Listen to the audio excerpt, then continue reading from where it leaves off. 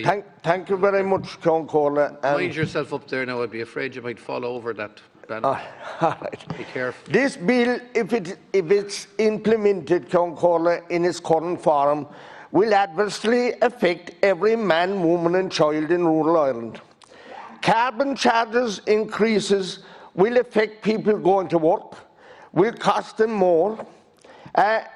Farmers' income will be reduced, as they will have to reduce their herds and pay more carbon tax for diesel.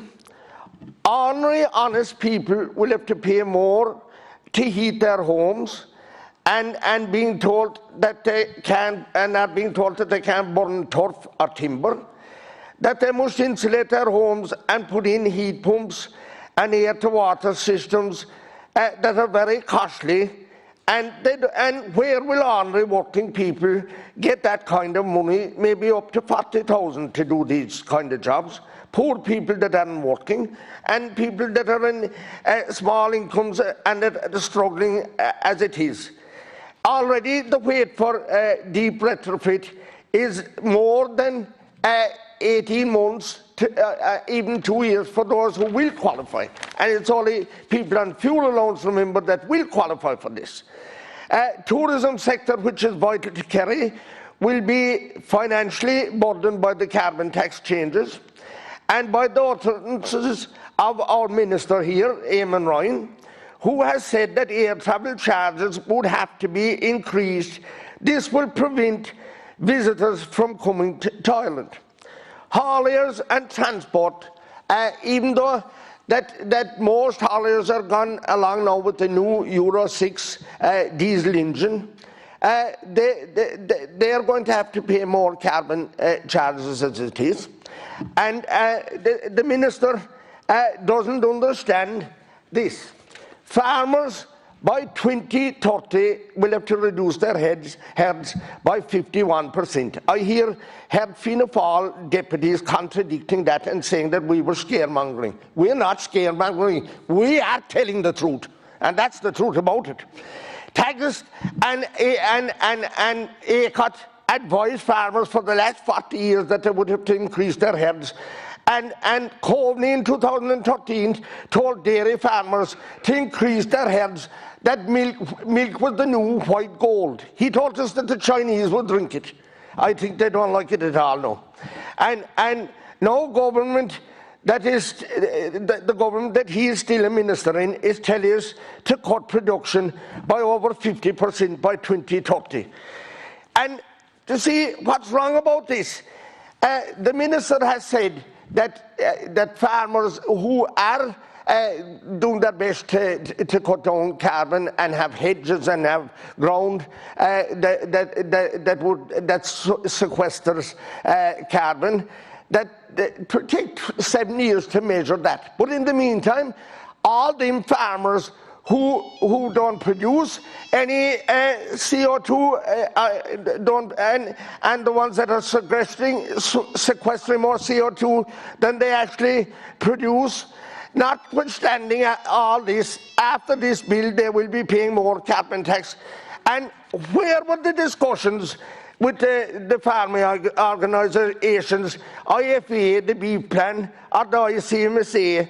There has been none. Yes, you have an advisory council. Yes, you had agricultural committees or climate action committee meetings, but they were all private. The people that would know what are you doing weren't allowed in at all. And that's what they're at. Farmers have great strides made to improve their farms and environmentally over the last number of years, complying with the nitrates directives and storing and spreading slurry safely and properly with low emissions, vacuum tankers, trailing shoes and dribble bars and all the likes.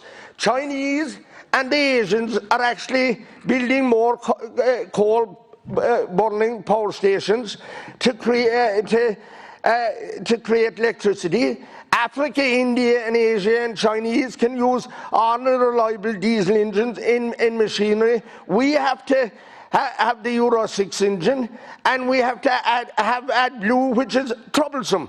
So and the Chinese are building 8 coal burning stations, and we're closing down our turf burning peat stations in Bournemouth. And in normal times, outside of the pandemic, there are, at any one time, if we look up at the sky, there are 7,000 planes. Are they going to be operated by electric or batteries? Where will they plug in the sky? And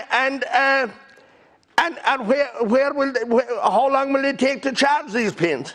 But the farmer will have to get an electric tractor to spread his slurry by 2027. And where are the Fianna Fáil TDs that said that this in the bill? It certainly is. And he needn't be trying to cut the people at all because he won't get away with it. And the good tractors that they have, there'll be nothing for them, only send them to Hammond Lane for scrap. That's where they'll finish up.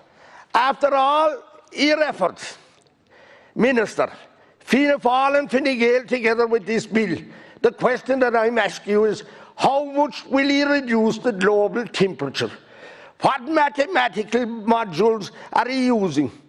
He's just scaremongering, and it's just another tax. And he must know that the global temperature has only reduced by less than 1% since 1850. That is a fact.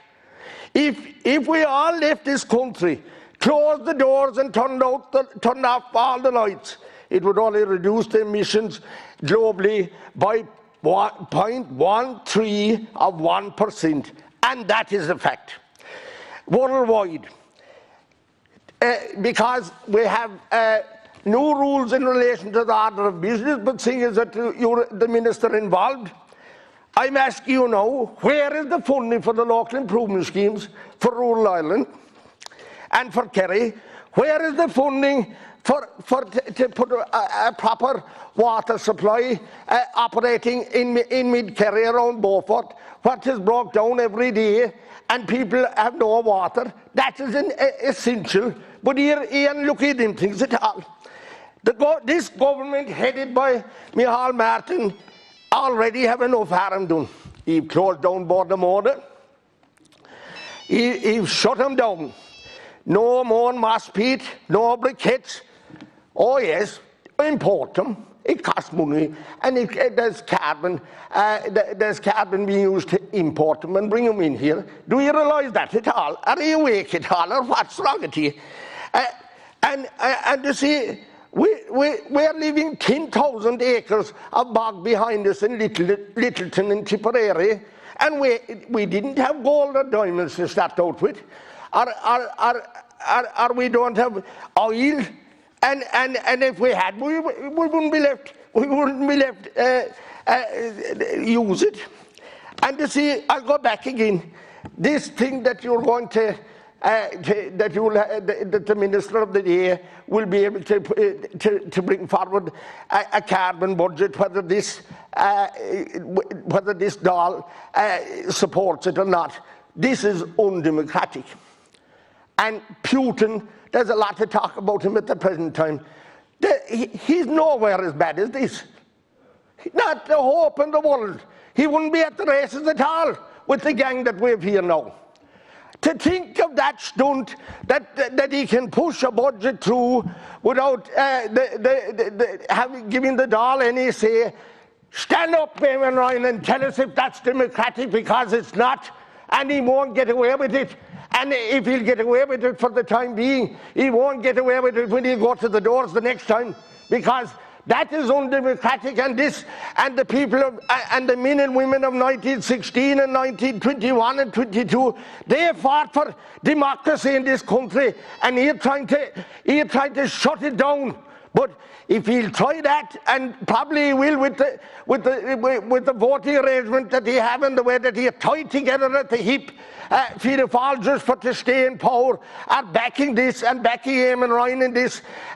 Maybe he'll get away with it for the time being, but I say to each and every one of you, he'll regret it, and he'll get it back at the doors, because that's what he deserved for trying to blackguard the people, the ordinary, good, honest people of Ireland that are trying hard to survive. He's trying to drive them down through the ground, and that's what he's at.